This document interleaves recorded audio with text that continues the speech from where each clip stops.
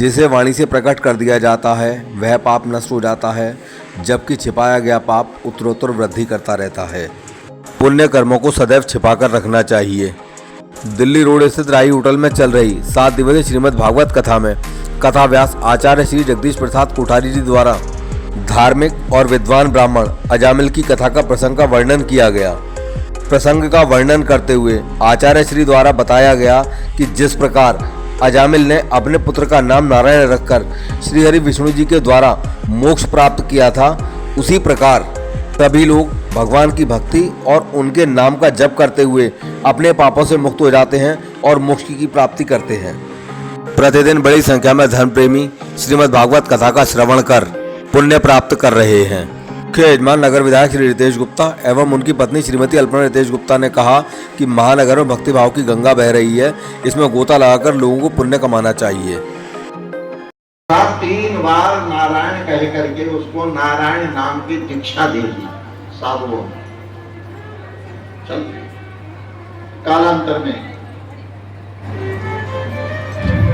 उसका बेटा हुआ।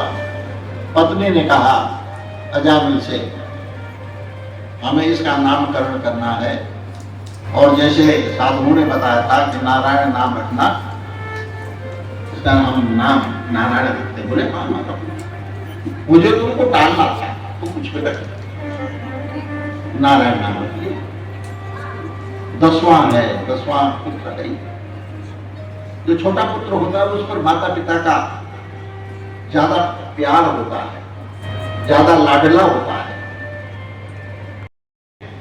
रूप सौंदर्य में मोहित होकर के मेरे से विवाह किया, मैं वेश्या हूं, और मेरे जो है ये 9 संतानें हो गई हैं, 10वां पेट में है, घर में खाने को कुछ है ही नहीं, बड़ी परेशानी है। उन्होंने कहा बेटा पानी पिलाओ। उन्होंने कहा मेरे हाथ का पानी आप कैसे पी सकते, मैं तो पतिता हूं, मेरे हाथ का पानी तो पवित्र नहीं है। बोले नहीं नहीं, अब तुम तब तक जो है अपवित्र थी, तब तक जो तुम्हारे अंदर पाप था, जब तक तुमने अपनी वाणी से उसको प्रकट नहीं किया। तुमने तो उस पाप को अपनी वाणी से प्रकट कर दिया है, और वाणी से प्रकट करने के बाद उस पाप के प्रति घृणा होती है।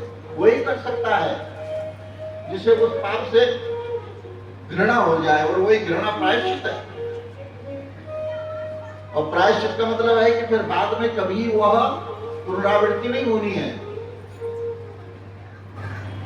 जिसको हम वाणी से प्रकट करते हैं वह नष्ट हो जाता है, और जिसको छुपाते हैं वो बढ़ता चला जाता है।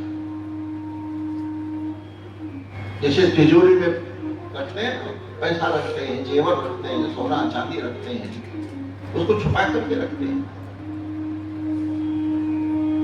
ऐसे ही पुण्य को छुपा करके रखना चाहिए, पुण्य को प्रकाशित नहीं करना चाहिए, वाणी से नहीं बोलना चाहिए। वाणी से बोल दिया तो गया, खत्म हो गया। तो उसने पानी पिलाया, तब तक जो है अजामिल भी आ गया बाजार से। उसने देखा कि मेरे आंगन में तो आज जो है महापुरुषों का, साधुओं का झुंड है, क्यों आए होंगे। वो पीछे के दरवाजे से छुप करके जाना चाह रहा था, क्योंकि पापी था। और पापी को जो है समाज का जो उसको सामना करना पड़ता है, उस समय उसके अंदर उतना आत्मबल नहीं होता है, झक होती है। उसके पत्नी ने कहा कि नहीं नहीं आप आओ। उनके सामने परिचय करवाया, ये मेरे पति। साधु ने आशीर्वाद दिया।